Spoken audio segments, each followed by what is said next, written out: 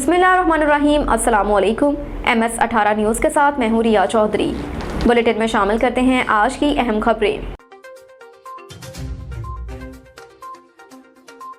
खबर शामिल करते हैं दीपालपुर से।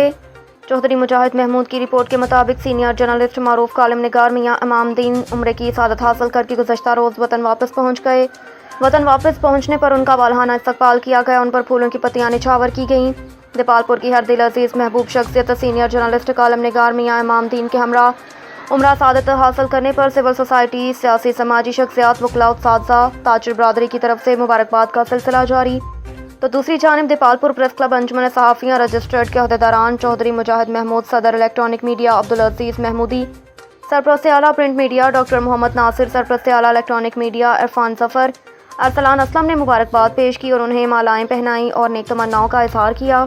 दुआ की गई कि अल्लाह ताला उनके सफ़र हुरमैन शरीफैन के एक एक लम्हे को अपनी बारगाह में कबूल फरमाए, आमीन।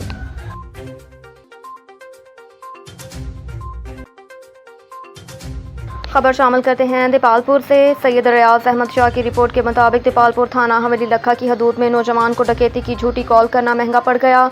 पुलिस ने मुकदमा दर्ज करके हवालात में बंद कर दिया। दीपालपुर थाना हवेली लखा की हदूद में मुजम्मल नामी नौजवान ने 15 पर कॉल करके पुलिस को बताया कि उसके साथ डकैती की वारदात हुई और 2 मोटरसाइकिल सवार उससे 2 लाख रुपए लूट कर फरार हुए। इतला पर हवेली लखा पुलिस मौके पर पहुंच गई और तहकीकात के बाद मालूम हुआ कि इतला धंधा मुलजिम ने अपने मुखालिफिन को फंसाने की गर्ज से झूठी और बेबुनियाद कॉल की, जिस पर पुलिस ने 15 पर झूठी कॉल करने पर मुकदमा दर्ज करके उसे पाबंदी से हासिल कर दिया।